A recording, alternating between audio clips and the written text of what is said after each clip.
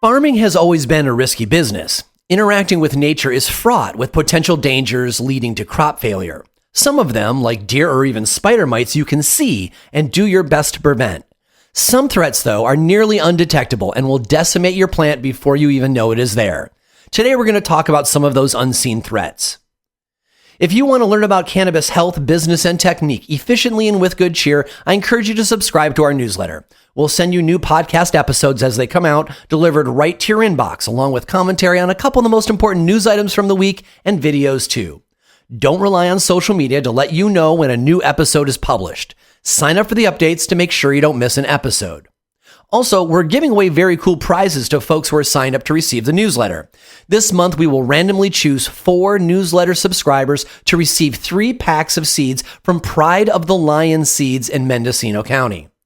Check out their Instagram profile at Pride of the Lion Seeds and request their new catalog of over 150 photo period and autoflower seed varieties. There's nothing else you need to do to win except receive the newsletter. So go to shapingfire.com to sign up for the newsletter and be entered into this month's and all future newsletter prize drawings. You are listening to Shaping Fire, and I'm your host, Shango Los. Today, my guest is Cora McGehee. Cora McGehee is a PhD candidate in plant science at the University of Connecticut. Her research focuses on the association between microbial communities and pathogens causing root rot. She holds a degree in horticulture and a master's in plant science. During the first set, we will talk about Fusarium wilt, its causes, and prevention. During the second set, we'll do the same thing with Pythium. And in set 3, we'll cover proper tool cleaning, a bit on root rot in rock wool systems, and the importance of microscopes. Welcome to the show, Cora. Happy to be here. Fantastic. So let's jump right into it. You know, one of the things that caught me off guard right away when doing my advanced research on this show about Fusarium and Pythium molds is that Pythium actually isn't a mold, which caught me off guard because we certainly talk about it as one. But I understand there's some taxonomic discussion about whether it really is a mold. And it seems that they've even created an entirely new kingdom for it, which for me seems to be like a pretty big deal. So would you hit on that a bit before we go into Pythium's characteristics that matter to us as cultivators? Yes, of course. It's a really good question. It's brought up a lot because we tend to group Pythium with all the rest of the fungal diseases because it's very similar in the way that it grows and other types of infection. But the biggest difference is that, true fungi have chitin in their cell wall and Pythium and different oomycetes is what we categorize Pythium in. They don't. So they lack chitin in their cell wall. And that's a big difference. When we're talking about characteristics of fungi. And it's funny because, Pythium's not a mold, but we tend to categorize it as a water mold because it thrives in water, it loves water. So it's kind of an informal way that even plant pathologists talk about Pythium, but when you talk about classification, no, it's not a true fungi, it's an oomycete, and you could even think of it as it's a protist. But if you grow it in culture, it's still got hyphae and it grows very similar. If you see it, the mold anywhere on a plant, it really does look like a fungus, but being technical when we talk about it, it's not. So they're in their own little world and category of the oomycetes and not the true fungi. Do we find that happens, like to have them recategorized taxonomically is kind of common? My only experience with it is, I kept aquariums for years, and occasionally we'd get one of these, small schooling fish or something where they would change the name of it from what we knew to a new one because they're like, oh yeah, we moved where it was on the species chart. And I always thought that was such a, kind of cool and odd thing to have happen. I know that you study a lot of these, I guess I'll call them microorganisms. Are you finding that these things like jump around on the chart regularly? Yes. Yeah. And it's funny, like most plant pathologists, it's kind of annoying because we'll call something their scientific name or Latin name for years and years, and someone who studies even a pathogen, it's got the same genus and species, and when it changes on you, then the correct way is to call it by its proper name, even though it as the name that you've been calling it for years. And I have a really good example of a Pythium that I worked a lot with, and then all of a sudden 2014 the genus of the Pythium changed, so it's not even Pythium anymore. We call it Globosporangium, which is like a much longer name for Pythium irregulare is the species that I'm talking about. So instead of being Pythium irregulare, it's Globosporangium irregulare. So that's a really good example, and I attribute it more commonly, the more we learn about these organisms, I think sequencing and molecular technologies have really helped correctly classify them and keep classifying them. And it's not just microorganisms. Tree species and even woody ornamentals go through this as well. And there's a whole board. It's actually a whole formal process of people getting together and trying to figure out how to reclassify, and it can turn into a headache, but you just go with the flow. Yeah, right. And then you accept its new name and keep going with it. But I can imagine that it does separate the old school scientists from the new folks coming up, because some people know the old name and some people knew the new name. But let's cycle around and focus on cannabis now. So, is there just one species of Pythium that is of concern to cannabis cultivators, or are there a variety of them? Because I know there's a lot of different Pythium varieties, but I don't know if all of them are concerned to we cannabis lovers. Yeah, that's a good question. So, of course, as cannabis is becoming a way more popular crop, and we're still learning a lot about what types of Pythiums that we're finding within infected plants and infected substrates or soil that people are growing the cannabis in. And my personal experience, I'll start with, I've personally isolated Pythium myriotylum from infected cannabis plants, and have also I was just talking about Pythium irregulare, but it's really Globosporangium irregulare. But they look very similar, and you can still think of it as a Pythium even though the genus name has changed. So I've identified both of those at a commercial marijuana facility within infected plants. However, going into the literature, there's a lot of reports, not just from one state, but multiple states, in which they're finding Pythium affinigeratum within cannabis production, whether it's marijuana or hemp. We're seeing that it doesn't really matter the difference. Cannabis is cannabis. So yeah, those are the three main Pythiums that I've been seeing, not just in the literature, but in my own experience. And out of all three of them, Pythium myriotylum seems to be the most virulent, which means basically causing the most damage and the most symptoms within the plants. And it's not just mature plants that you can see these Pythiums in. Pythium you have to actually look for throughout the whole production stage, because Pythium's also known for attacking really young seedlings as well. They're very susceptible. That classic kind of wilt damping off symptom is pretty classic of Pythium. So something to look out for, not just within mature plants and the soil of those plants, but also within the seedling production as well. So does Pythium live in all soil, or let me ask this question differently. Very often cannabis cultivators are thinking about keeping their plants sterile from these pathogens, which, since we mostly talk about living soil on this show, of course, keeping a living soil pot somehow sterile is kind of an oxymoron, but people kind of think of I don't want any Pythium in my garden, so I'm going to guard against having any Pythium. And I suspect that Pythium is probably in every single pot, but the question is we want to keep our pot in balance so that it doesn't fall out of balance and create a living environment that lets the Pythium outcompete, like, I don't know, whoever it competes against. And so what is that? What is that like? Is it pretty sure that Pythium's already present everywhere and it's just about keeping it in check?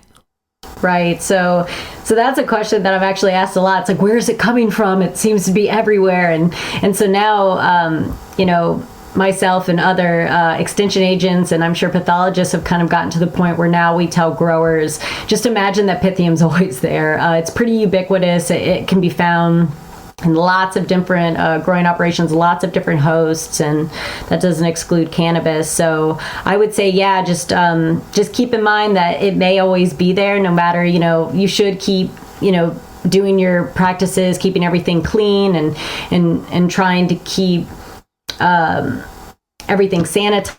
However, I always say it really comes down to not creating conducive conditions for the Pythium to be very happy and, like you said, really outcompete all those other microorganisms that may be antagonistic to the Pythium that's in that living soil. Which brings us to the crux of all of this, right? Let's go right to it. What are the living conditions that create this opportunity of imbalance and gives Pythium a chance to take over our pot? So the biggest one that I really want to bring up, and we kind of hinted on it earlier, is Pythium loves water. It can infect really easily in water, and so waterlogged soil conditions really creates this awesome environment for Pythium to take off. So anytime that you're not managing your soil moisture properly, and your soil moisture is too saturated, and you're really waterlogging your soils, because that not only creates less oxygen getting to the roots and a really, kind of stressed out, unhappy root zone within the plant. It's also making this Pythium very happy because it's got infecting propagals called zoospores that are very efficient in swimming in solution, and they'll swim right into your roots. And another thing that makes Pythium really happy is high nitrogen levels and excess fertilizer, because that can really break your root cells open, and then the Pythium is very efficient at swimming and going towards your roots and infecting in that way. So you really want to create a healthy and happy root zone to stop that Pythium from coming in the first place. So again, it's like, always act like the Pythium's going to be there in the pot with you, but don't allow those conditions that make Pythium thrive within that pot. Let's talk about the mechanics of that really specifically, because cannabis cultivators are an ingenious lot and they are always looking for their own solutions. So let's talk about this mechanics. So the way that you said it was that you don't want to have too much moisture in the pot because the Pythium will swim towards the roots and infect that way. Like, there's got to be more to it, right? Because like I imagine the root actually has got a membrane of some sort on the outside. How does the water create an opportunity for the Pythium to, air quotes, swim into the roots? Well, it's not just the water. It's the water that too much water is having an effect on the roots. So roots also need oxygen to survive, just as we do. So if you're not allowing adequate oxygen to get to the roots and always having too much water bound around those roots, then you're already kind of creating an effect where you're rotting out your roots. And then that's where Pythium can really take the opportunity to come into the roots. So you're saying like the root is wet, and so the root starts to like literally rot, and so there are like fissures in the roots. Well, yeah, if that root cell burst open, it'll start leaking out. We call it leaky roots. It'll start leaking out root exudates, and zoospores can sense that and swim in the root chemiotaxis. Via chemiotaxis Wow. Can get into the root. So that's why I also mentioned not just waterlogged conditions that are not allowing adequate oxygen within the root zone, but also excess fertilizer can also, like high salt concentration within your growing operation, can also really affect those roots, stress them out, break them open, kind of like cause some root necrosis, root damage, especially at the tip level. And then again, you're just allowing this entry point for the Pythium to get through really easily. That's so really, I've never heard an explanation for what I'm thinking we all refer to is root burn. Then people say, oh, you don't want to use too many ferts because you'll burn your roots. I bet you this is what we're all referring to when we use that common parlance. Yeah, and I guess we call it leaky roots because like they're leaking out those root exudates that's making, all these plant pathogens are waking up and being like, oh yeah, we have an entryway now. And then once they get into that tissue, then, they really have something to feed on and they start multiplying. Your populations just get higher. Yeah. They have a host. So they can survive efficiently, dormant and not need a host within soils and things like that, but they can really take off and increase in population when they have that host and those tasty roots to feed on, I guess, if you want to think about it like that. So really it's not that Pythium has come in and attacked your plant as much as it is that the cultivator has overwatered its plant or doesn't have enough drainage for long enough that the roots are rotting, and the smell of the exudates, if you will, like wakes up the Pythium, and it goes into the root via those cracks in the root structure. And so the Pythium is just going to sit there and be dormant. Thank you, dormant. I was going to say hibernation. I'm like, that's not right. Pretty much. It's a good way to put it. Yes. Like hanging out. Yeah, it's just hanging out. Right. So that's interesting. So we really can't blame Pythium, really. It's like we're creating this attractive nuisance, essentially. Yeah. Overwatering and over-fertilizing, they really, really do not help, and they really help, and they don't help the grower, but they help invite the Pythium to infect. So those are the two huge things with the root rots that, pathologists really can't stress enough, because you can stay as clean as you want, but, those root zone conditions, you want white, plump roots. So anytime those are compromised, you are kind of, alluring all these, especially Pythium diseases to come into the roots. Yeah. So,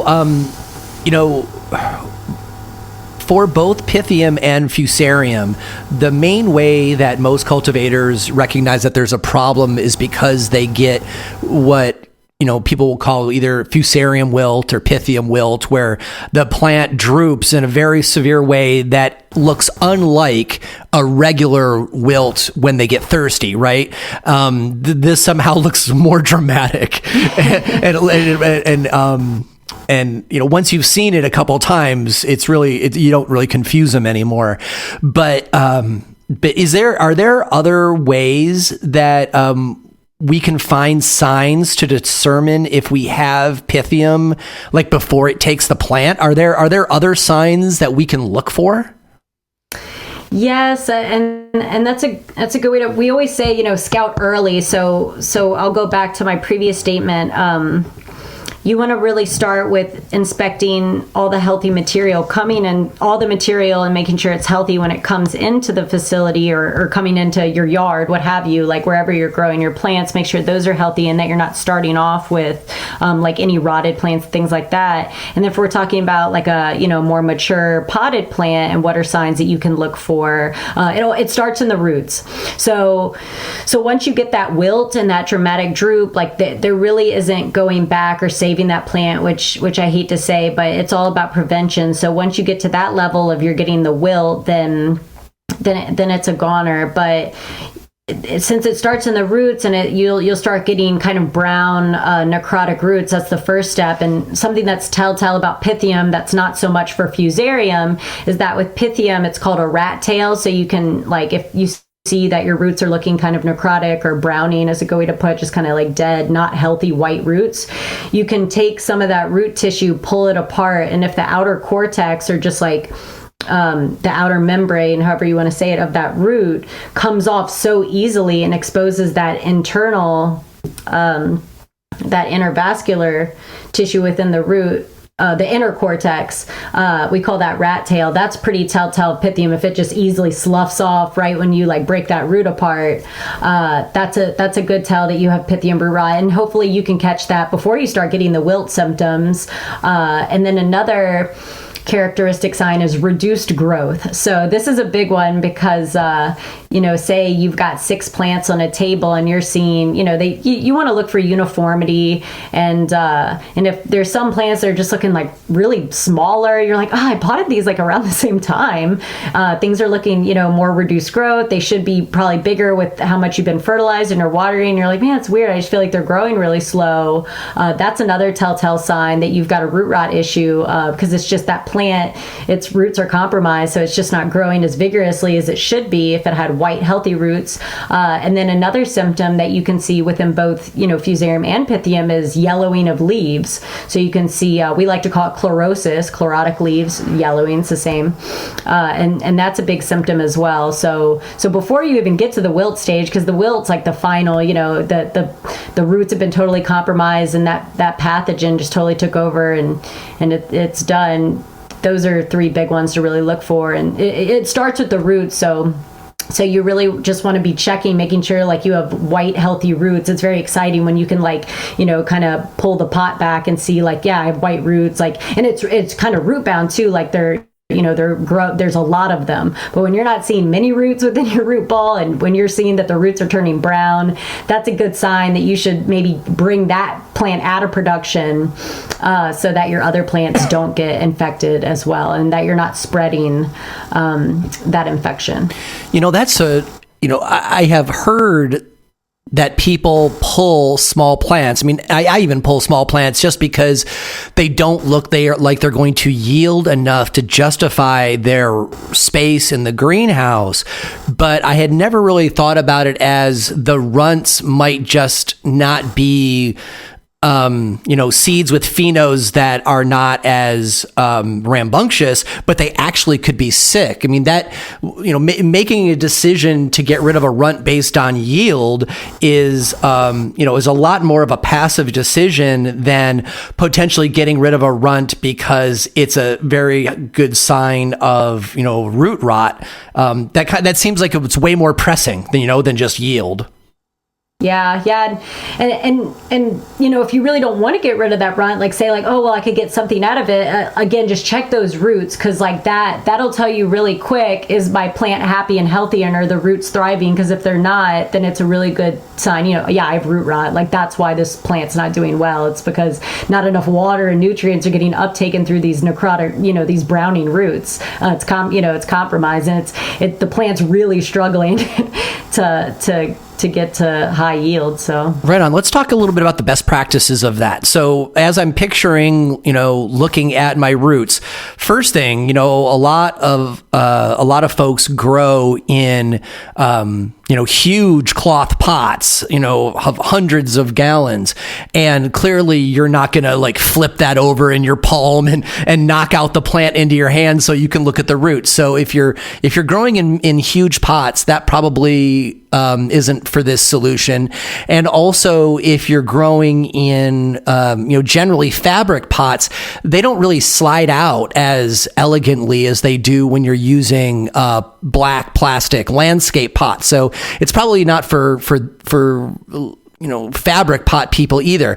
But if you're growing in a plastic pot that is of a size that you can realistically turn the plant over and, give it one shake so it dislodges from the pots and you look at it, that would seem to be your best case, if maybe the only case where checking for that works. So let's say that I am using, a 5 or 10 gallon and it's dried enough that it's not going to fall apart, and I turn it over and I've got it cradled in my hand so I don't break the stem, and I give it one quick shake and it slides out, and now I'm looking at the roots. What are we looking for?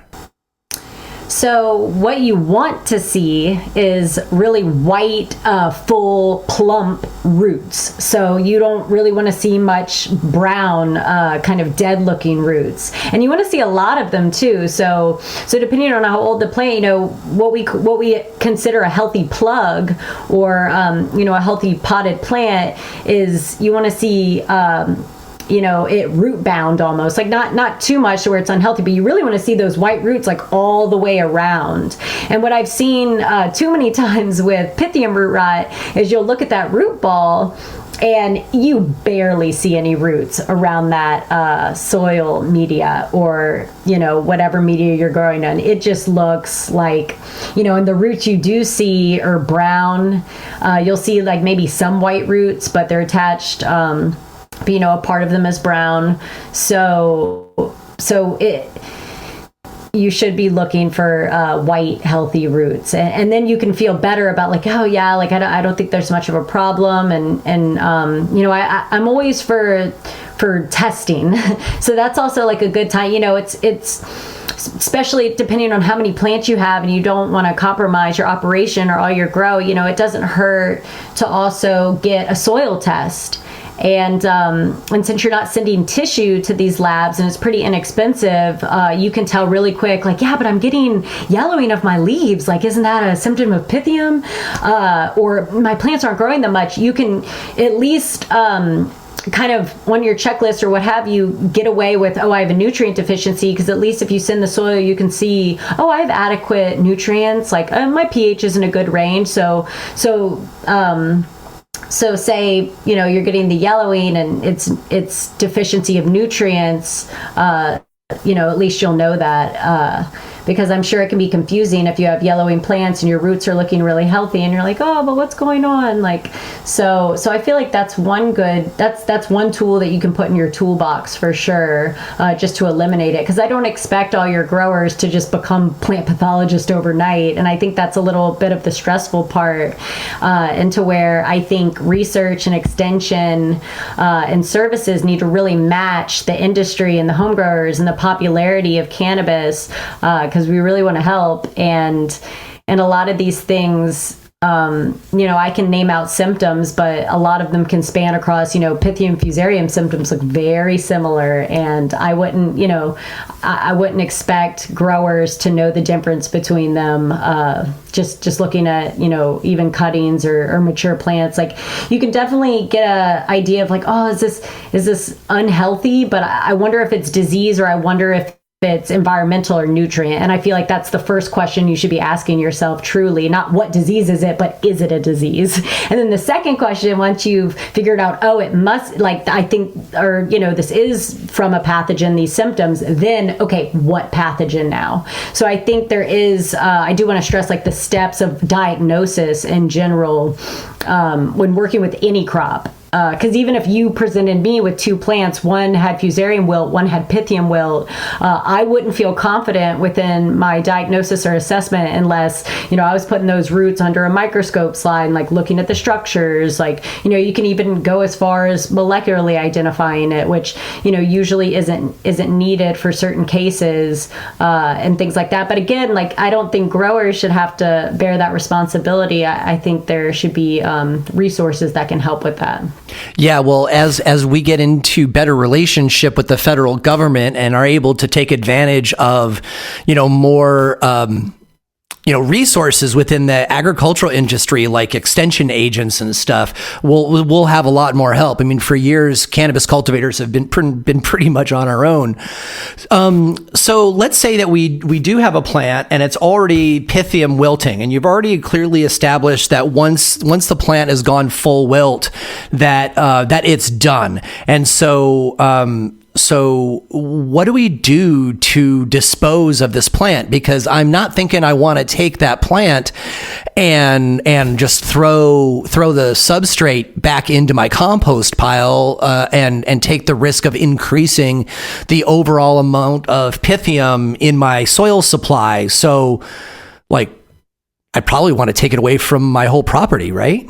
Yes, yeah, bag it, tag it, double bag it, get it out of there. Don't compost it. Make sure you get all the debris. I think that's why it's really important, like, not just, take it out, but really like bag it, contain it. Like, you don't want that soil particle going anywhere. You don't want any of those infected leaves falling anywhere. You just to be safe, just bag the whole plant and yeah, get it out of your growing operation, and do not compost it, is the best situation, if you get a Pythium Pythium outbreak, or, a plant that's fully wilted. You don't want it to be around the rest of your plants. Man, the thing that irks me, and you'd be surprised that you see it, is, someone will have a wilted plant. And it doesn't even matter if it was from Pythium, but if you have like an infected plant or a plant that's wilted, or just any debris that you're not growing with, or just like some plant that's sitting in the corner that you're going to deal with later, like deal with it as soon as you can, because the more that, dead tissue just sitting, or dead debris sitting near your healthy plants, there's lots of plant pathogens that like to feed on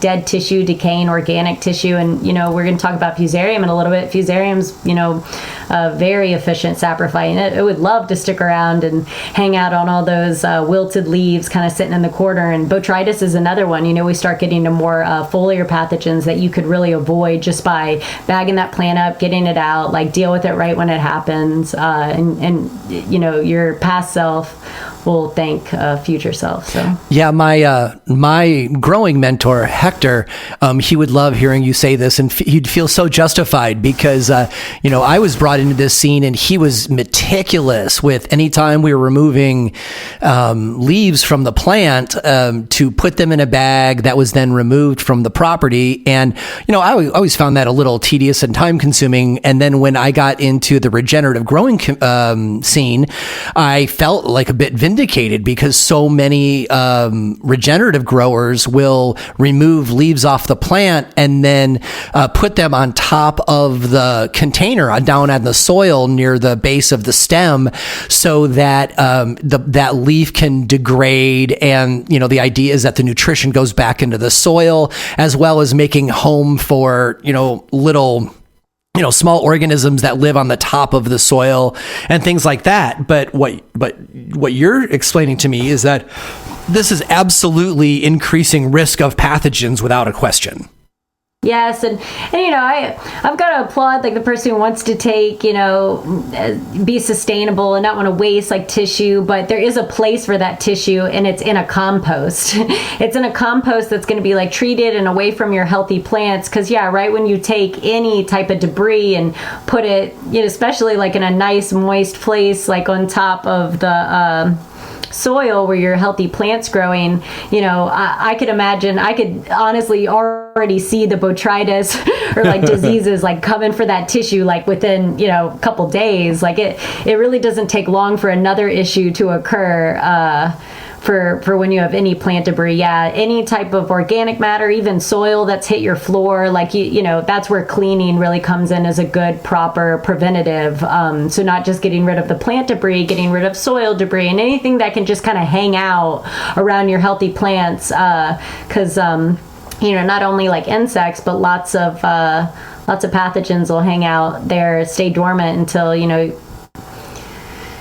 Till they're given an opportunity. Yeah, totally. Exactly. Until they, that little piece ends up on your shoe, and then that shoe goes trudging in your side garden, and so it's just better to sweep, get all that stuff out of there, and it's just it's the best procedure. Right on. So we're going to take a short break and be right back. When we come back, we're going to do this same thing again, but with Fusarium. You are listening to Shaping Fire, and my guest today is plant pathologist Cora McGehee. For 20 years, Humboldt Seed Company has been family-owned and providing reliable, high-yielding seeds originating in Northern California. While the current trend is to slap one super male into a line of hype strains, Humboldt Seed Company continues to breed with precision and care by doing large sifts and back crosses to emphasize the absolute best traits that a line has to offer. This kind of breeding takes time, talent, and space to work. No matter what kind of aroma you are particularly into, Humboldt Seed will likely have something you'll love. If you love fruit, you can choose from banana, mango, apricot, papaya, blueberry, blood orange, melon, and lemons across their various strains. They have all gas, glue, and classic sour diesel lines as well. Of course, there are the heritage California strains like OG Kush, Jack Hare, and Headband, and their award-winning blueberry muffin is one that delights just about everybody's palate, especially when concentrated. Humboldt Seed Company is proud to bring to market the infamous Freak Show Cultivar 2, which has a great THC high, but looks so much like a fern that some folks can't even identify it as cannabis. It's a plant that really needs to be seen to be believed. If you're looking for well-balanced CBD seeds, Humboldt Seed Company can turn you on to CBD strains that actually have flavor, like the dill and pepper terpenes of Willie G's Lebanese landrace. Whether you are looking for regular, feminized, or autoflowers, Humboldt Seed Company has the gear to make this your best growing cycle ever. Visit HumboldtSeedCompany.com today to check out their line of vigorous genetics, download their catalog, and find out where you can pick them up. You can also check out their Instagram at The Humboldt Seed Company to check out their gorgeous flowers and the extraordinary freak show plant. Humboldt Seed Company. Let them know Shango sent you. For years, organic cultivators have been looking for a replacement for using peat moss.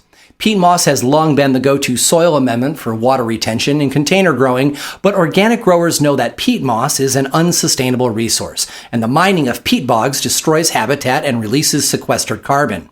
But peat moss works so well that many have continued to use it.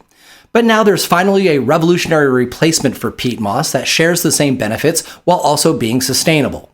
Pit moss sounds and acts like peat moss, but instead of being mined from fragile ecosystems, it actually is made from upcycled organic paper and tree bark. Pit moss is excellent at retaining water in your substrate and creating air pockets and tiny living environments for microbes. Pit moss instantly increases aeration, nutrient absorption, and water conservation too. Carefully and locally sourced, pit moss is the result of decades-long research into the use of recycled paper fibers. Pit moss has the fluffy nature of peat moss and handles exactly the same. And like peat moss, pit moss is inert, so it won't change your pH. Available in a range of preparations, including a nutrient-enhanced blend, a cocoa coir blend, and also as an organic soil conditioner with no added nutrients. Pit moss is also available as an animal bedding. So go to pitmoss.com now to learn more. That's PITTMOSS.com. Growing healthier, more sustainable plants. Pit moss. Businesses everywhere are striving to reach people through advertising. We all know, though, that trying to reach a cannabis audience with a quality message is pretty difficult. That's why many people choose to advertise on the Shaping Fire podcast. Advertising on this show allows us time to talk about your product, service, or brand in a way that really lets people know what sets your company apart from others. Bold people who own companies know that getting into relationship with their customers is essential, and that is what we offer. We will explain your service or product, what sets it apart as desirable, and help our audience get in contact with you. It's pretty simple, really. Advertising does not have to be all whiz-bang, smoke, and mirrors. Nowadays, I find that people prefer just to be spoken to calmly, accurately, and with good intentions. If you want to make your own commercial spot, well, you can do that too. During these pandemic days, conventions and cannabis events are pretty poorly attended, but podcast listening is skyrocketing. With a commercial on Shaping Fire, you'll reach your customers in the privacy of their headphones right now, and will continue to reach new listeners as they explore the Shaping Fire back catalog of episodes again and again for years. A spot on Shaping Fire costs less than a printed postcard per person, and the Shaping Fire audience is full of smart cannabis enthusiasts, cultivators, and entrepreneurs who are always curious to learn. Do yourself a solid and contact us today for rates on podcast and Instagram advertising. Email hotspot@shapingfire.com to find out more. Welcome back. You are listening to Shaping Fire. I'm your host, Shango Los, and my guest today is plant pathologist Cora McGehee.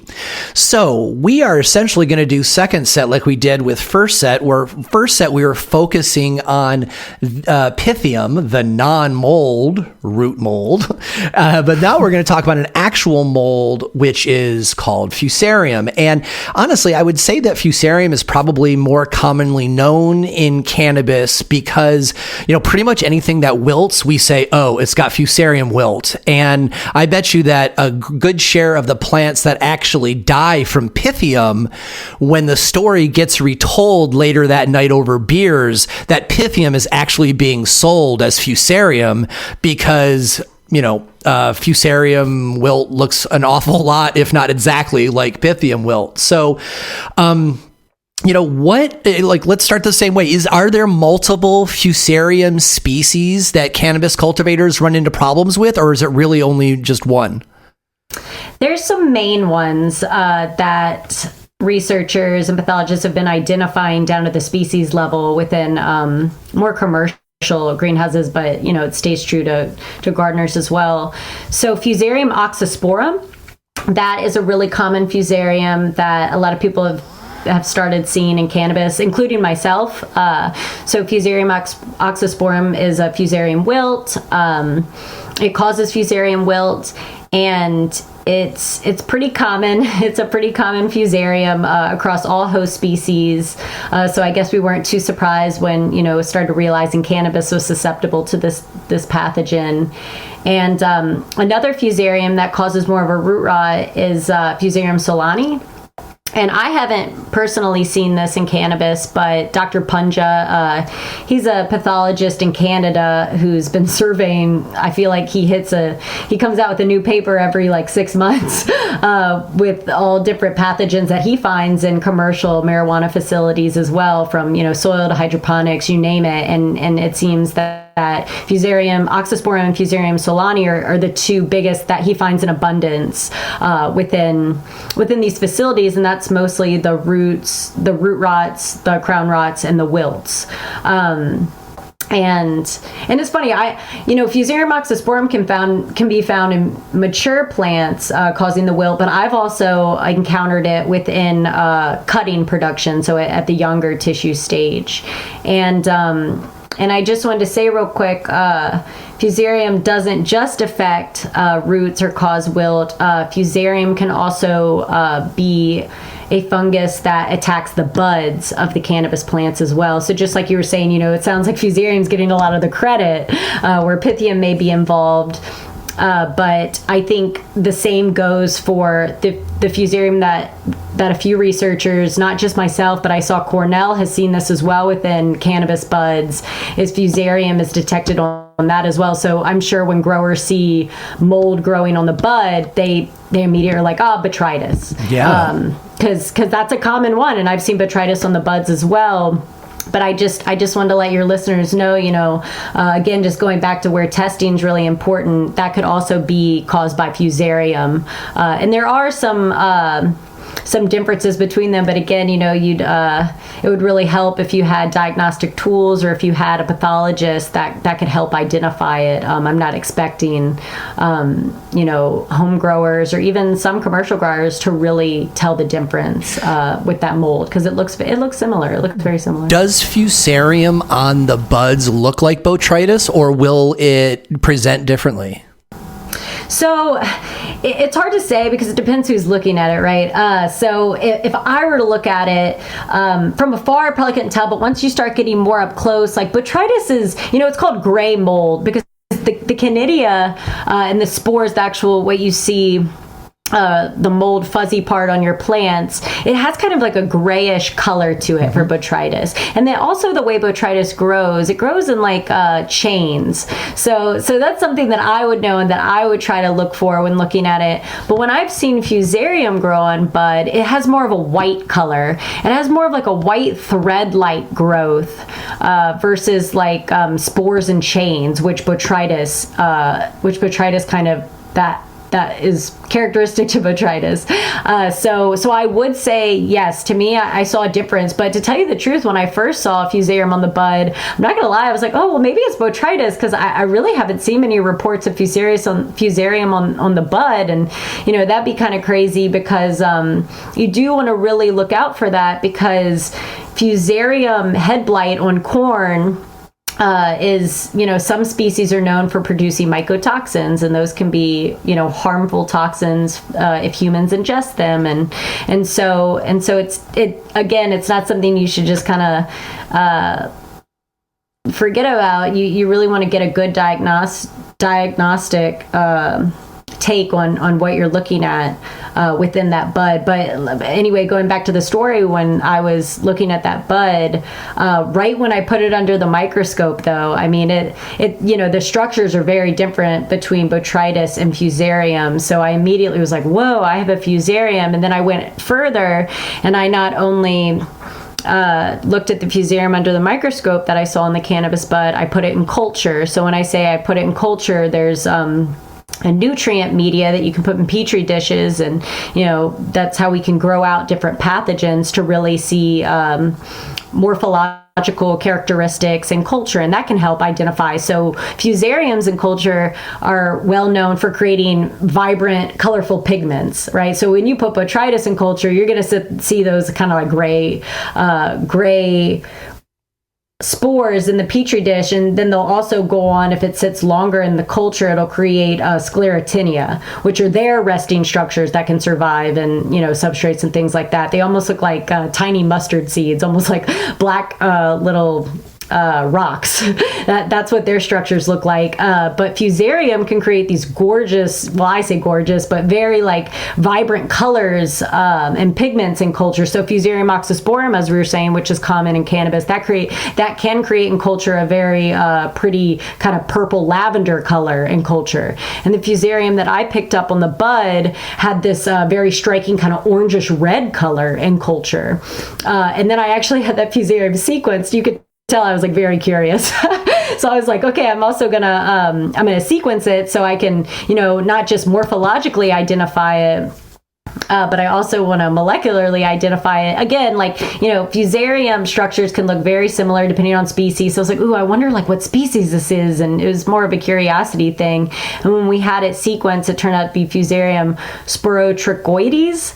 And that's also been known as a Fusarium head blight on like wheat and more cereal crops. So that's a long story to say. Fusarium's not just seen within the roots, it can be within the bud. And that's just one example of a personal story of how I've diagnosed to species level 1 on the bud. And I think just as more pathologists get their hands on these different pathogens at different production sites, like maybe more reports will come out to see how common that is, because that's something I can't really speak to. Was that a rare occurrence? It was in our research facility at UConn, or is that a common pathogen we see? I read something Cornell has seen similar things on outdoor hemp production. They went as far as they saw that some Fusariums they saw on cannabis buds did produce mycotoxins, and I thought that was very interesting, and something that the cannabis industry should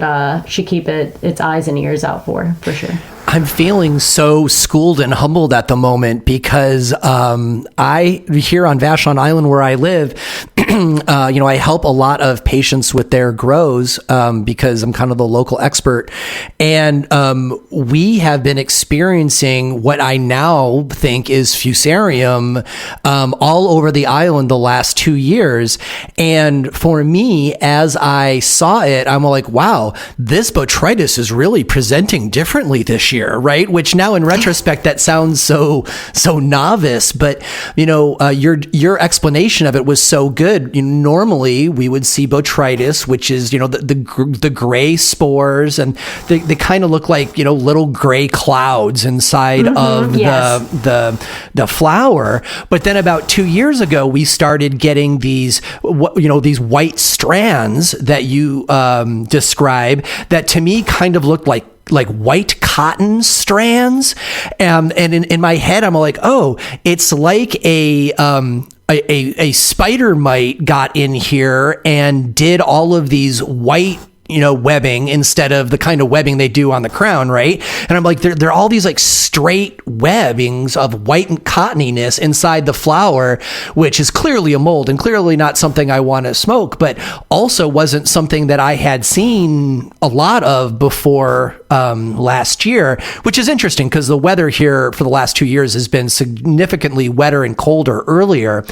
And it's interesting that you would say that all of these, what are essentially beautiful colors, come out when you put it in the Petri dish, because the main way that we are identifying what I now will call Fusarium in the buds, because, they're on the inside of the flower. So the flower will look great more normally until you crack it open and you're like, oh God, what's all this cottony stuff that's all white? But the telltale sign, which, if you know your garden well, you can see from across the greenhouse, is that there will often be a part of the bud that has gone incredibly colorfully necrotic. There will be like one leaf that will go like bright maroon or purple or pink or orange or something. And you're like, oh, look at this fantastic, gorgeous bud. But there's that one sugar leaf on there that has gone, royal purple or something. And then when you crack that bud open, suddenly you see all of these cottony white strands. Have you had that experience with the sugar leaf turning colors on the bud? And second, what causes the change in the color? What we say, in the garden is like, all the anthocyanins are showing, right? Which would suggest that the chlorophyll has left the leaf. And I don't know, that could all be bro science, but I'm hoping you understand my example enough that you can just kind of generally speak to it. Yeah, so in my experience, I did not see any different coloration around where I had saw the Fusarium bud rot on the bud, and I think I caught it pretty early too, because I didn't see a lot of dead tissue around the signs of the pathogen on the bud. So there's one. And then two, so I haven't had a lot of experience with the bud rot, and I'm not sure what produces the increase in pigments within the tissue. And it's interesting because at UConn, since about 2018, 2019, we have multiple researchers looking at these types of interactions and seeing how do different pathogens that are infecting these plants, affecting pigmentation? How is it infecting genes? How is it infecting trichomes? So those are all questions that I can't answer, but hopefully are starting to get answered as research has been opened up for this crop. Because that's the thing, it was kind of this crop we couldn't touch for years. So the answer to that question may be answered within other crops, but I'm not sure if it's been answered within cannabis, and it would be a very interesting research question because that could really be applicable to growers. That could be maybe an early sign. I've been seeing a different pigmentation.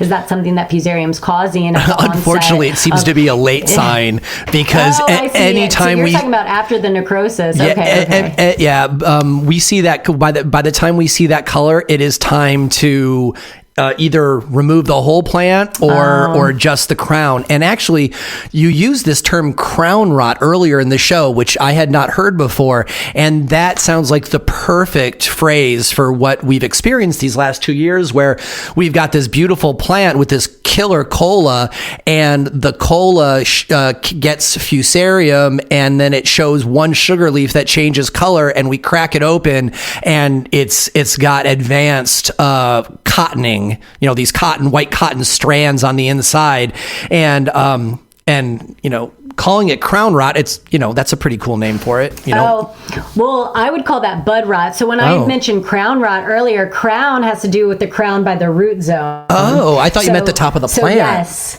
no. So I think, and it's totally easily misunderstood, because when you talk about crown rot, it's more at the base of the plant, so the crown of the root, which Fusariums can cause. So that there are Fusarium crown rots out there, such as Fusarium solani, I'm pretty sure has been reported as one. However, when we're talking about the bud rot, pathologists wouldn't call it crown. We'd call it bud, like a bud rot, because it's on the bud of that, part of the plant. Yeah. So just to clarify that for no, that's good. That's good clarification. Yeah. I appreciate that. So, all right. So circling back around to the main thrust questions, Fusarium, is it in the soil all the time, just like Pythium is, and it is also just looking for an opportunity to take over?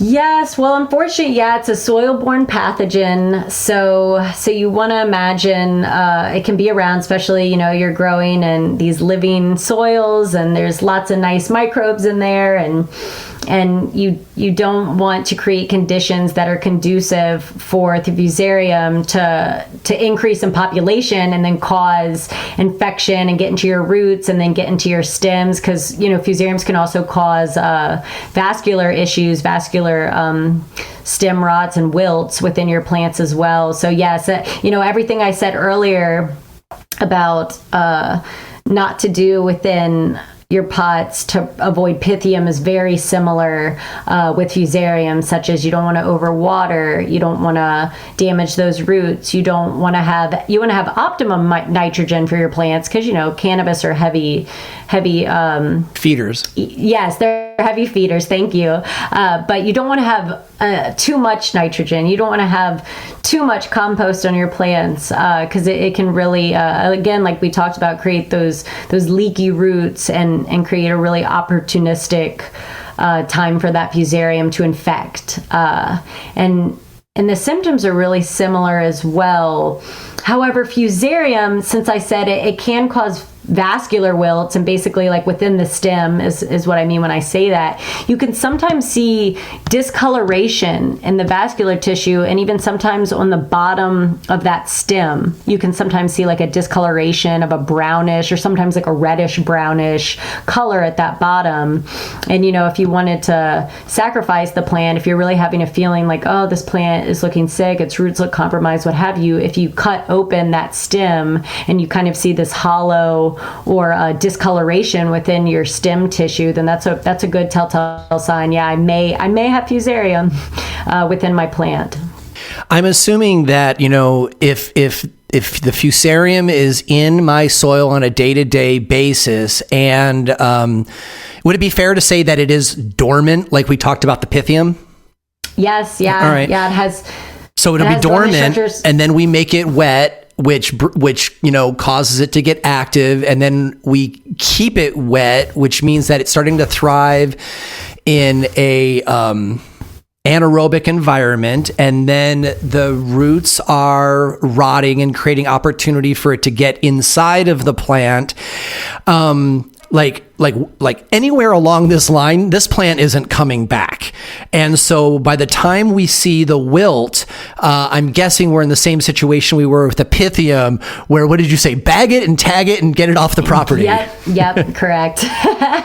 Oh, that's so sad sometimes. I mean, it's like one thing if you're scaled, right, and you've got 500 plants, but since I don't do a lot with scaled growers and I'm more focused on smaller patient gardens, like sometimes that can be, one plant can be 20% of somebody's entire grow during the summer. And there's so much resistance to just throwing away the plant instead of trying to revive it. But so the longer that plant stays in your garden, the higher the pathogenetic load to your garden, the more likely that those pathogens will hop over to another plant. Right. And I mean, if you have less plants, hopefully you can try to optimize their root zone and their health, like as closely as you can, to avoid this occurring in the first place. And I know your listeners are really into the microorganisms, the beneficials within the living soil. Like, if you have a really good microorganism buffer, I should say, within your soil, like hopefully that's another preventative defense that's can be good to have into place. And then you're right, it really is like, do not please try not to over fertilize and over water, because that can eventually be a death sentence to a plant. And it is very sad because there's no corrective control measures. It's all organic, and so it's all a preventative game. And I know we've been talking about that, but that really is, cleaning and just making sure those conditions are really good for the plant to avoid it from coming in the first place and taking over. It's interesting to think about the mechanics of that death spiral in specifics, right? Because if your microorganisms and the other, living folks in the rhizosphere are actually one of your defenses against Pythium and Fusarium.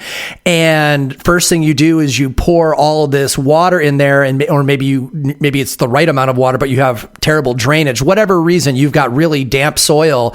So the first thing that's going to do is create an overly water environment that is going to wipe out a whole bunch of your microorganisms that are supposed to be part of your defenses. And then, you're creating this low oxygen environment that's going to rot your roots. And then essentially it just leaves the field of play open for a big old Pythium party. Right. Yeah. All right. So we understand the living conditions and that this is all a preventative game, and that, once we've gotten to the point that we actually see the wilt, don't even try, just get, bag it, tag it, and get it off the property. So I want to take all of this and put it on its head before we leave this second set. And that is, sometimes you gotta try to save it. And this is the example that I want to give you. It's kind of an impossibility, but I want us to kind of work it out anyway, because I know that there's people, including me, who grow this way. And let's imagine you've got a 4-foot by 8-foot raised bed that, let's just say it's 18 or 22 inches deep. And you're going to put multiple plants in there. And the whole point is that you're going to be, growing, you're going to have living soil and companion plants, and you're going to have multiple cannabis plants in one bed so that, all of their roots can talk to each other and they can share nutrition and information. And it's just this big, sexy, regenerative success until one of the root zones gets Fusarium or Pythium. And suddenly you see, let's say one of your 6 plants in this bed, you come in the morning and it is wilted, and it's not water. Everybody else looks good, but this one plant is totally screwed. And, the idea to bag it and pitch it is great in theory, except for the fact that it's in this shared bed. So let's say that, as the cultivator, you really don't want to cull the entire bed, because, if you've done it right, you've got, tons of rocks in the bottom, and then silt and sand, and you're building your layers of substrate up. And it's just this beautiful thing that took all this effort. But now you've got this, essentially this out of control pathogen that's in the root zone of one plant. If we needed to at least try to save the bed, what would your radical prescription be for trying to extricate that one plant and revive the bed so that perhaps it doesn't spread to the rest of the bed? So this might be really unpopular, what I'm about to say, so I apologize in advance to all the growers who don't want to gut the rest of the plants that we're sharing the soil. So it's really important, first off, to make sure that diagnosis is a Fusarium, right? You want to make sure that you have Fusarium in the bed in the first place before you make these really dramatic calls. But say it's I think it is, I don't want to risk it. What I would do is at first, of course, take the plant that was showing symptoms, wilt or what have you, get it out of the bed, bag it, get it out of your operation. I would also I would get rid of the rest of the plants in that bed too, because really you're just creating a happy habitat for that Fusarium to now go to those roots and feed on those. And if you've had a plant already wilt in that same bed, you probably have pretty high populations of that Fusarium already in that bed now. So you don't want to increase that population even more and make it even harder down the road to be growing in that high raised bed or what have you. So I would get rid of all the plants. Say you've got 6 plants in the bay, 1 went down, get rid of all of them. And then at least you may have moderate populations of the Fusarium because it hasn't had time to really, feed on all 6. And now you just have a crazy amount of Fusarium structures and infecting agents within that soil. So there's 2 things that come to mind once you've gotten rid of all the plants, and now you're just left with this bed with, again, like you said, all these layers. I've really been, adding to my soil and making it healthy. There's 2 things I'm going to say, and I'm not going to guarantee it'll work, but you could at least try and see if it could eliminate if you want to keep growing in this bed. So one I would say is that you could try to cook the soil. So when I say try to cook cook the soil. I'm saying try to create an environment where you're gonna try to get a lot of temperature, get the temperatures really high within that bed so it can hopefully kill those infecting propagals in those structures. So a way to do this is you can get some plastic, some clear plastic so the sun can penetrate through, and you want to really seal it around in that bed, like make sure there's no air pockets. You really want to get that clear plastic on top of that soil layer, put a bunch of bricks around it, what have you, and it really helps when it's a hot summer day as well, because if you do it right, you can get temperatures up to like 120 degrees Fahrenheit that can really help penetrate and kill some of those infecting propagals within that bed. So that's one. And again, just depending on how bad the populations are, it may be effective. So it's something to try. And then another option, which I've heard other extension agents talk about this within cannabis, is, crop rotation. So I know you really want to put cannabis back in that bay really badly. That's where you grow your cannabis plants. But since you know that there's Fusarium right now in it and it's compromised, but you don't want to gut the bed out, you don't want to waste all that good substrate, you could try to plant another crop that season in that bed. So I've heard hairy vetch. Some people see it as kind of like a weed, but it has a really pretty purple flower, kind of pea-like leaves. So it's called hairy vetch, and it's actually shown that if you use it as a crop within fields where watermelon get Fusarium, it's shown to show suppression of Fusarium within that field. So you could try something like that, putting another crop that is either can help suppress the Fusarium over time, or that just isn't cannabis. So you're really just trying to decrease those populations now in that soil so that you can eventually put cannabis back in it and feel more confident that you're not going to have another outbreak. Wow. That's actually a pretty novel idea, using a plant, kind of using it as a beneficial. I really was expecting you to talk more, when you did that apology at the beginning, I really thought you were going to go into antifungal drench or something like that, which isn't really how you went with it. So I guess I will. Are there any organic or Omni certified fungicides that you think might solve this issue? Now, granted, this is like a nuclear option, right? Because it's also probably going to take down your mycelium networks and everything else. So this is not what we want to do. But people do all sorts of radical things when they've got an infected bed. So I figure it's worth asking. Yeah, so there's a few, there's actually quite a bit of biological fungicides that are out there that you can, I'm pretty sure you can now use within cannabis. But there's three that come to my mind that are more efficient towards Fusarium.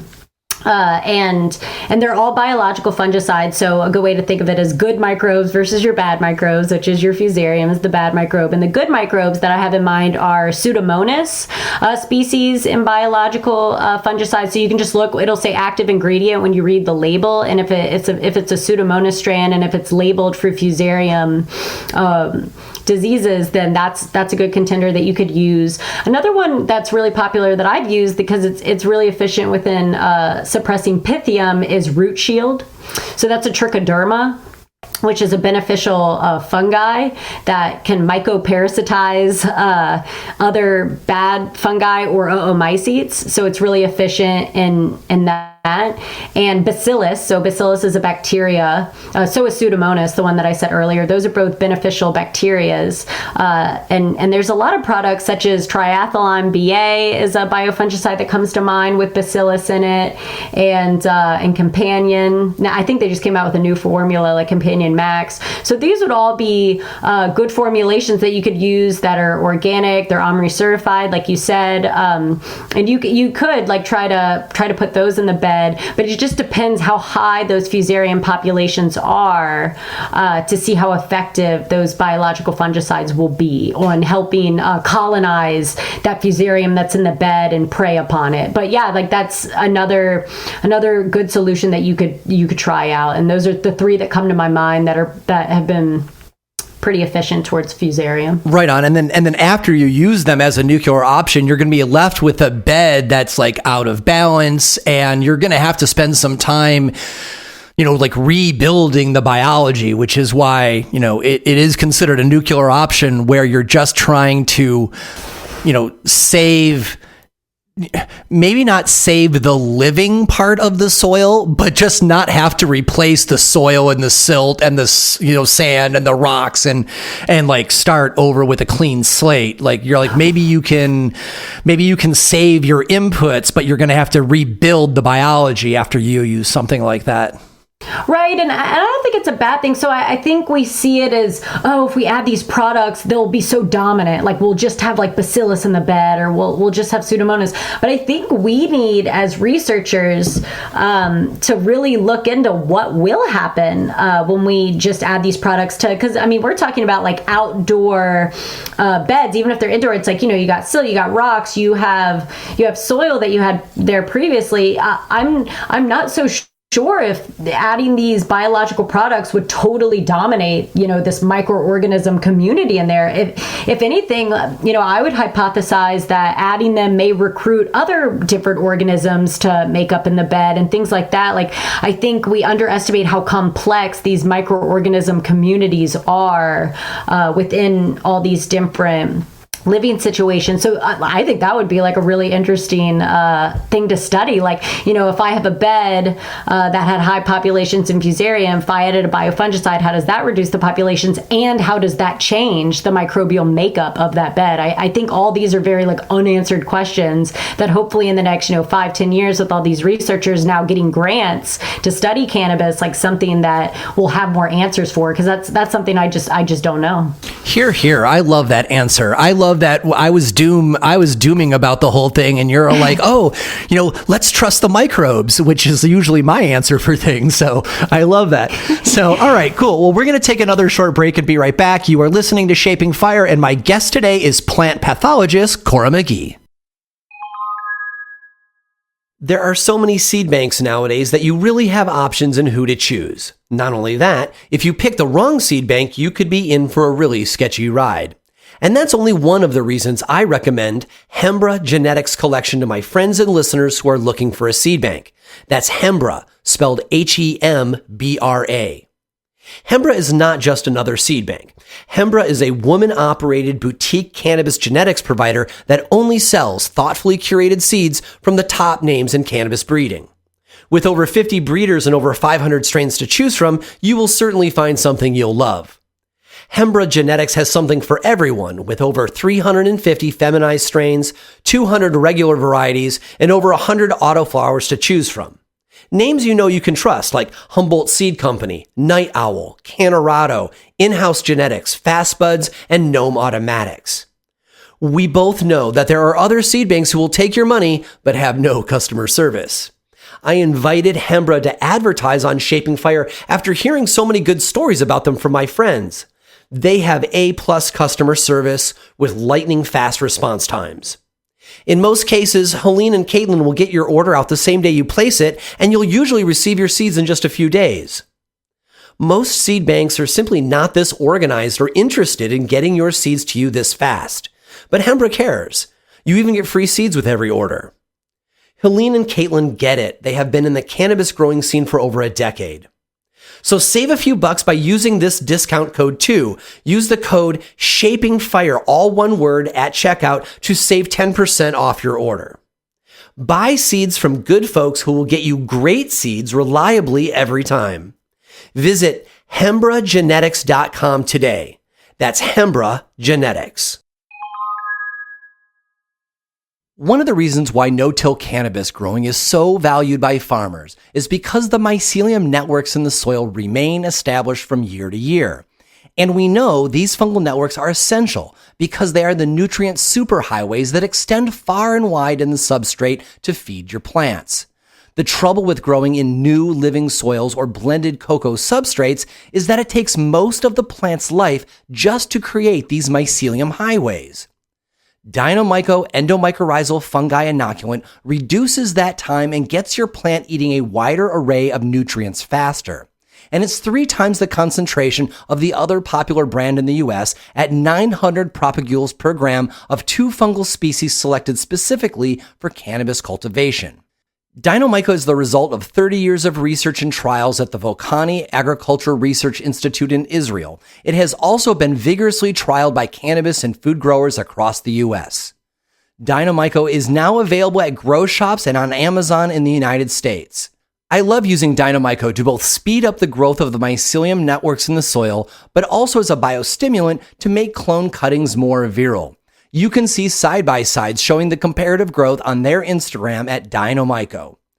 If you demand reliable growing results and appreciate the importance of an active root zone in creating a thriving plant, I encourage you to check out dynamyco.com and use the store locator to find out where you can get yours. That's dynomyco.com. Shaping Fire listeners can get 10% off any size of Dynamyco on Amazon or dynamyco.com by using the discount code SHAPINGFIRE, one word, no caps. Whether you are starting with new beds or pots, or if you want to add some zing to tired soil, choose Dynamyco to maximize your plant's potential. Dynamyco endomycorrhizal inoculant. Cannabis folks are innovators and problem solvers, and we like to make money. Have you developed a tool, technique, or plant that you want to protect and monetize? You'll likely want legal representation that is experienced, accessible, and shares your values.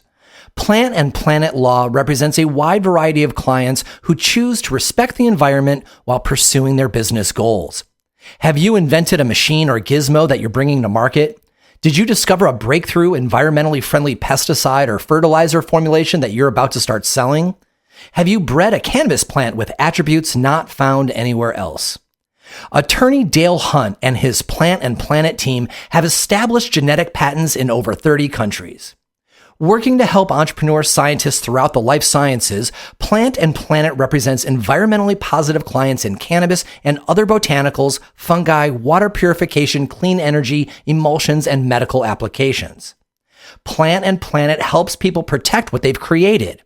If you are an early stage company with an established idea and are in the process of fundraising, often the investors require intellectual property protections happen at the same time.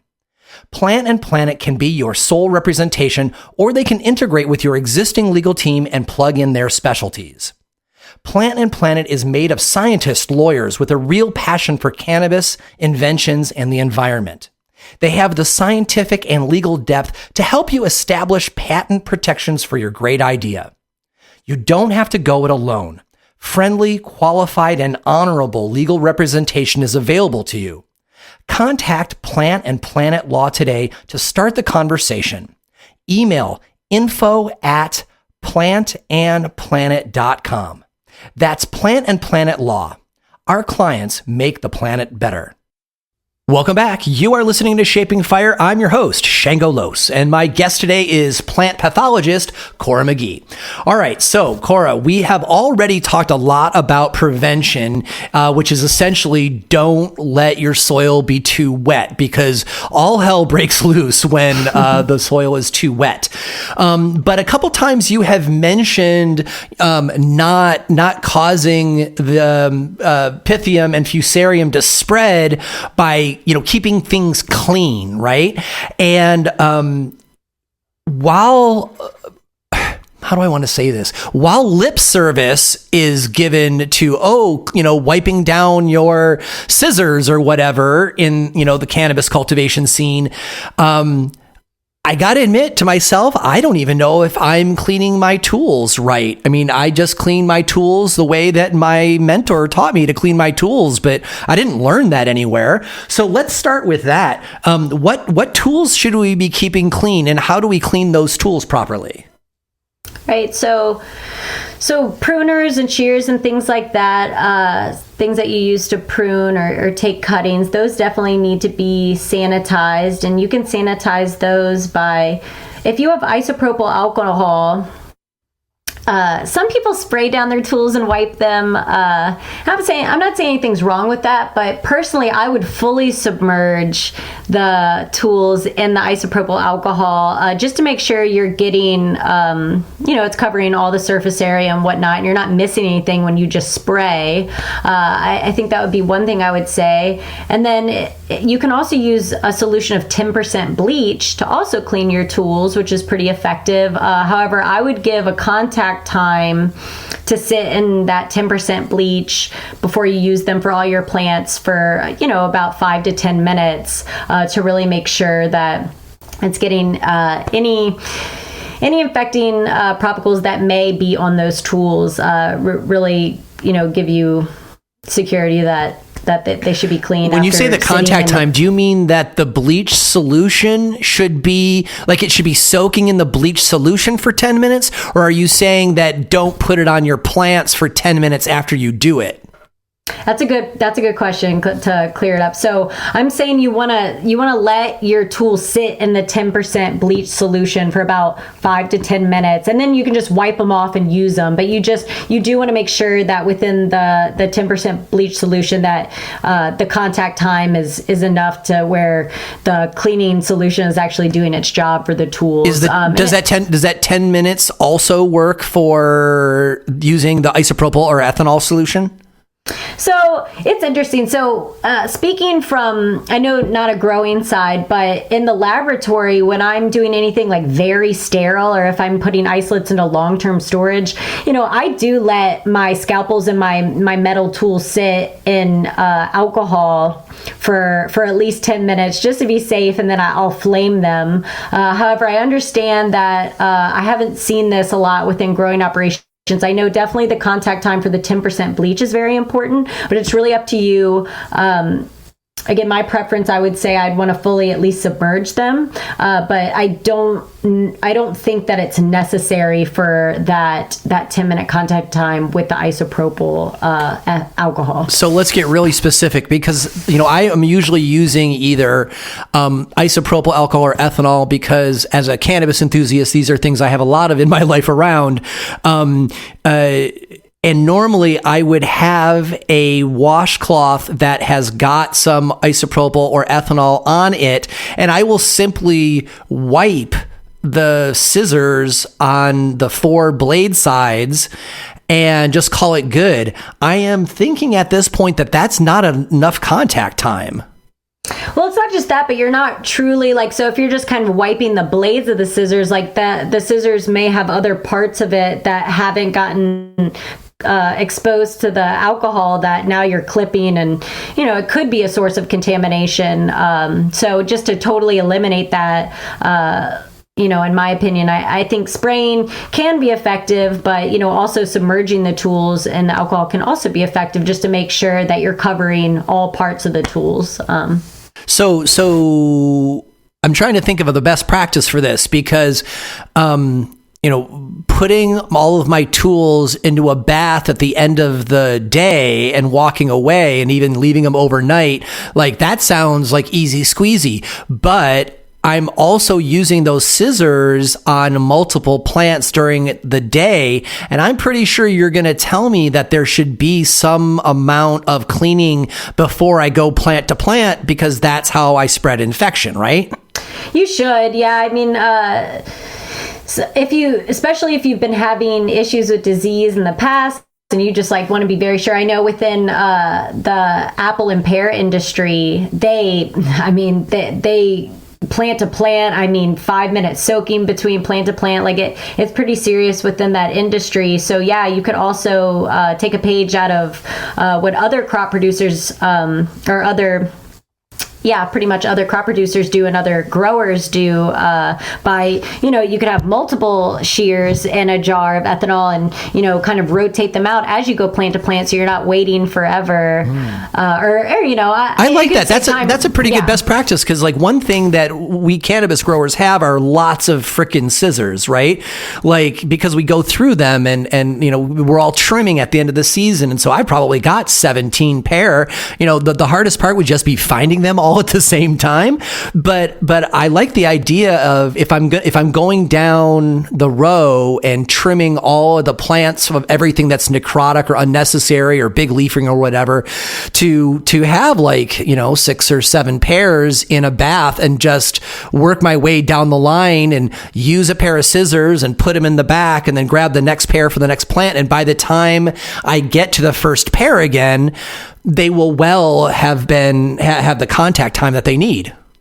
Yeah, and better to be safe than sorry too. So it might seem like overkill, but if you're not getting disease, then at least it's a good pat on the back where it's like, oh well, this might seem really excessive, but I really don't want to get disease, because then once I have it, there's no way to control it. Yeah, so I would say that's a no-brainer yes to anybody who is scaled, for sure, because you've got a lot of room for loss. But then also anybody who's not scaled, because like the example earlier, if you've only got 5 plants, one of the benefits is that you can go slow and you can scout every day, and you can do soaks like this because every plant is precious. So whether every plant is precious or you've got a lot to lose from sheer numbers, it really does sound like a best practice for anybody who's actually just a conscientious grower. Right. And I would also say, it doesn't just stop with pruners and shears. You could also, if you're reusing a bunch of pots, like even spraying down those pots and getting all the loose soil out and just really starting clean with everything that you're using within the production is also a pretty good idea as well. So do you mean like spray down the pots with like isopropyl? Yeah, you could do that. 10% bleach. But make sure you let them dry before, you put soil in. Sure. But yeah, like just another way, I'm sure you reuse like seedling trays, or I'm sure that's true. Y'all don't do stuff from seedling, but where you put your cuttings or just any type of plastics is a good way to put it, pots and things like that you keep reusing. Yeah, that also, it does not hurt to get, empty them out, kind of brush them out, get all that, any roots that may have been in there, get them out of there, any like old soil. You could even do a dip within the 10% bleach, let them dry somewhere, and then once they're dry, they're ready to go, and you've got clean pots that you can reuse. It's a good sanitation procedure. Right on. So I'd like you to speak briefly to the other cross-contamination that you've just kind of alluded to a couple times. And so I'm going to give you just a couple data points and then just kind of let you run with it. One is that, you mentioned how you can get an infection from pot to pot. And so I would like to know what the mechanism for that is. And then you mentioned, stuff getting on your shoes and the floor. And so it sounds like we need to be careful with pot to pot prevention. And then also, maybe we're even using a 10% bleach solution on the floor. So kind of speak to that if you would.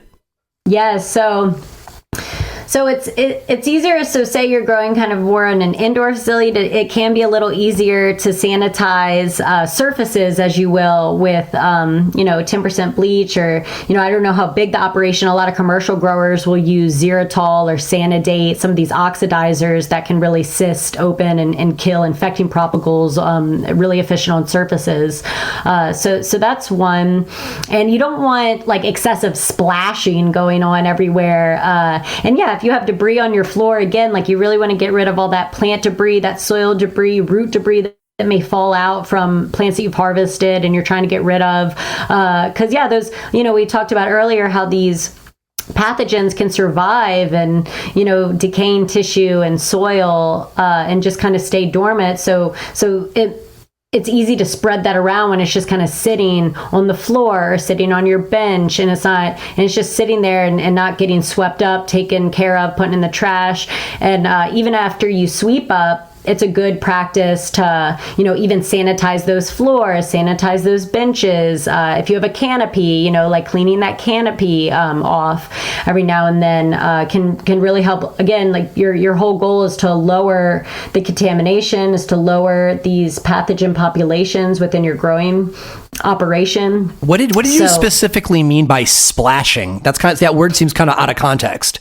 So splashing, there's multiple ways you can splash. So a lot of people within cannabis industry that I've personally seen, I don't know if it's for everyone, does a lot of hand irrigation. Yeah, we do a lot of it. Yeah. Yep, you do a lot. And so within other crop production at a higher scale, it's a lot of drip irrigation to avoid the splashing that I'm talking about. Because say I have a bunch of debris, or I've got debris somewhere, and now I'm splashing everywhere, and the water's getting on the floor, and it's you don't want anything to splash into your healthy, uncontaminated soil from a potential contamination source. So that's one. And also with boots, like you can get things on your boots, and then you're walking around in the water, and then say you've got multiple stages. One thing that I really want to stress is you don't want to go trudging around and say you've got a section where you have more mature plants, older plants, and there's a lot of soil, and you're working within that. You're irrigating, your boots are all muddy, what have you, and then you go into your cutting or, younger tissue seedling bay. You really want to make sure that stays really clean, because those young cannabis plants are a lot more susceptible to these diseases. So like even at, a lower population, they could be compromised and get an infection. So you want to be careful of how you're even contaminating bay to bay or garden to garden, bringing any soil and really bringing contaminants with you in different sections wherever you're growing as well. So it's something to really keep in mind. And even like cleaning your boots off, you get into the habit of it, spraying them down after each day. And yeah. I am so guilty of that splashing from hand watering. I had not even ever considered that, because I am one of those people that hand waters from a hose with a water wand on the end, and I just go plant to plant, and so long as the soil isn't hydrophobic, it will almost immediately soak into the soil. But there is a moment there that it does kind of collect on the top, and I'm doing, using the rain setting. And so there's all these micro splashes, and it's probably aerosolizing all sorts of stuff from the top of the pot that is, very likely going to be spread to the nearby plants. Ugh. Yeah, that's me. So, all right. All right. So, sorry. So before we move on from like cleaning stuff, is there anything that I have missed that I should ask? I think we've covered a lot of it. You always want to inspect your new plant material. Like I said, the youngest plant material is super susceptible to these diseases. And I know if you take cuttings from mother plants, you always want to inspect that mother plant. I know within commercial facilities, they don't want to keep a mother plant for more than 2 months. They always want to be starting with really clean plants, because it really starts in the beginning. You want to start with healthy plants and end with healthy plants. And yeah, just make sure you get all that debris off the ground. You're not, bringing contaminants from one field to another field. And you're properly sanitizing your tools and all the equipment that you're using to grow. Again, just as another safety net, as that prevention umbrella we've been talking about. So to really help your grow to be the most successful you can, right? We're all on the same team. We all just want the plants to be as happy and as healthy as they can be. So just putting these things into place, it seems like a pain, but it always pays off when you don't have disease issues. So it's all good practices to keep in mind. Right on. Now, see, that is such a great summary. Right now would be a great time for me to wrap up the show and thank you and everything. But there's one more question that I want to ask you. When you and I were first on the phone and talking about whether or not we thought this was going to be an episode we wanted to do together, you said something in passing that totally, got my attention, and I wanted to ask you about it. And you were talking about your research there at University of Connecticut, and you were all excited because you said that you had just killed a whole greenhouse of cannabis for research, and you were all excited about it. And so, would you tell us the story? Why did you kill an entire greenhouse of cannabis, and why were you thrilled about it? That's a total, if there's any plant pathologist listening, they're like, yeah, it's we only feel that way. It's when we see sick plants, we get really excited. So I want to give a little context. So at UConn, I predominantly study root pathogens within leafy greens or vegetable crops. That's what I focus on. However, since the doors have really opened for cannabis and not a lot of people have been working on it, we had gone to a commercial facility in 2019, and they had symptomatic plants with the same symptoms that we've just covered in this show: reduced growth, yellow tissue. They even had one plant that fully wilted that they bagged and was trying to get it out of there. And at UConn, at any research facility, we can't take the tissue. So I wasn't allowed to actually take the roots and take any of the infecting tissue. So I took because these are cannabis plants, to be clear, these are not leafy greens. You got to go to a commercial cannabis facility. Yes. So you're right. Thank you for clearing that up. So we had gone to a cannabis facility because they're, having some issues. We were just checking it out. And we ended up taking they were growing mature cannabis plants in coconut coir. So we had taken the coconut coir surrounding the roots of all the symptomatic plants, brought them back to the lab. Well, we had actually ended up getting 26 organisms. Wow, that sounds like a lot. It was a lot. We did serial dilution plating. Some people can get more, but we had collected from a good bit of plants. So within that, fast forward, so we had identified them morphologically and molecularly. We got 21 of those isolates were Pythium myriotylum, the one that I spoke about earlier. That's that causes very severe symptoms within cannabis, and we've seen that. And then 3 were this Globosporangium irregulare that was formerly the Pythium irregulare. And then 1 was a Fusarium oxysporum that we actually got from a cutting in rock wool. So fast forward, we've got these isolates, and as a plant pathologist, in order to actually publish and be confident about our findings that these organisms were the ones that were causing the symptoms within these plants, we have to do what's called Koch's postulates.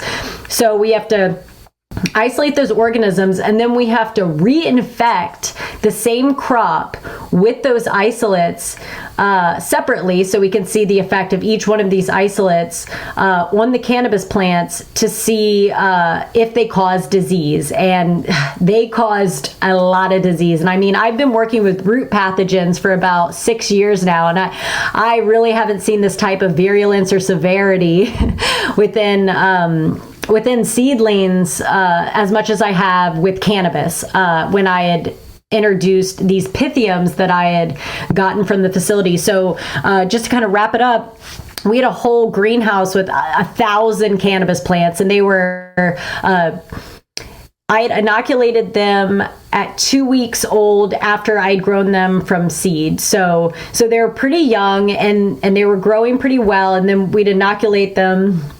How tall were they? I want to say they grew to about a foot. So these are about foot, kind of young cannabis plants, and we got about 1,000 of them. And all of the 21 Pythium myriotylum isolates that we had gotten from that facility that we introduced back onto healthy, we couldn't do marijuana plants, so it was hemp plants. All of them went down. I mean, chlorosis, they all wilted, only, some as soon as a couple days after that Pythium was introduced to them. So it really showed, wow, yes, these Pythiums that we got from the facility are very pathogenic to cannabis and cause high virulence or high severity when we put them back on the plant. So then as scientists, it's like, okay, so now now we're going to report it. So, you know, you can't just take a disease from a plant and be like, okay, it causes disease. You know, you have to, like I said, make it happen. Yes, you have to prove. You have to, like, I didn't just randomly get this organism. You have to prove that it can actually cause symptoms and infection on the plant that you got it from. So, I guess it was very exciting because, like I said, cannabis is very susceptible to Pythium, and that just kind of opened our eyes to like, wow, like research really, you know, it's exciting because I'm sure there's going to be a lot more research projects and opportunities coming up to help these growers and help everyone really not only identify but help control and the things we were talking about and understanding more about it, because it seems, you know, I work with poinsettias a lot too within our lab. We do some with ornamental growers, and poinsettia is like really susceptible to Pythium as well. It's, you know, if you talk to any growers who grow poinsettias, it's a big pathogen they look out for. And I'm like, whew, like cannabis is the next poinsettia when it comes to Pythium, because Pythium's pretty severe on it. So, right on. So, yeah. Well, I appreciate you sharing that story, and you know, props to University of Connecticut for doing whatever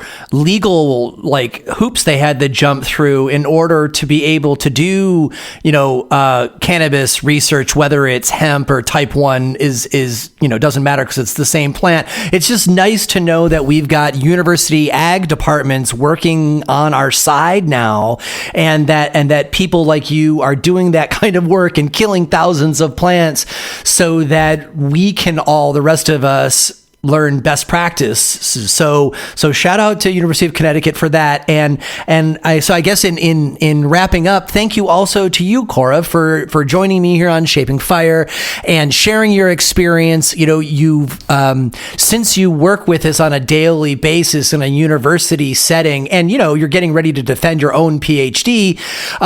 It's really nice to have somebody who has got such specific examples and easily accessed metaphors and knowledge where you can go right to the point instead of dancing around it. So thank you so much for coming on the show and sharing your expertise.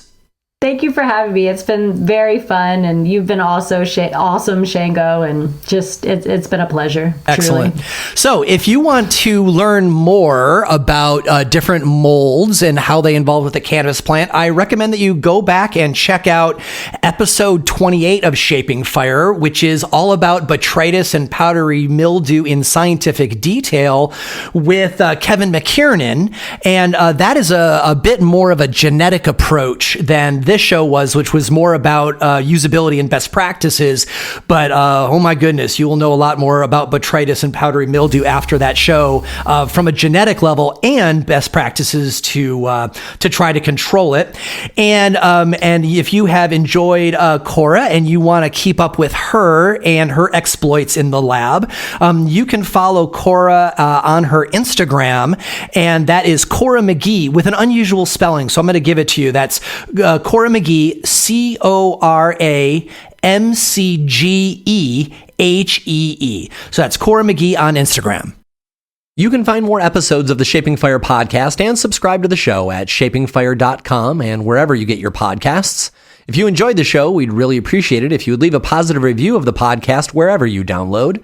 Your review will help others find the show so they can enjoy it too. On the Shaping Fire website, you can also subscribe to the newsletter for insights into the latest cannabis news, exclusive videos, and giveaways. On the Shaping Fire website, you will also find transcripts of today's podcast as well. Be sure to follow on Instagram for all original content not found on the podcast. That's at Shaping Fire and at Shango Los on Instagram. Be sure to check out the Shaping Fire YouTube channel for exclusive interviews, farm tours, and cannabis lectures.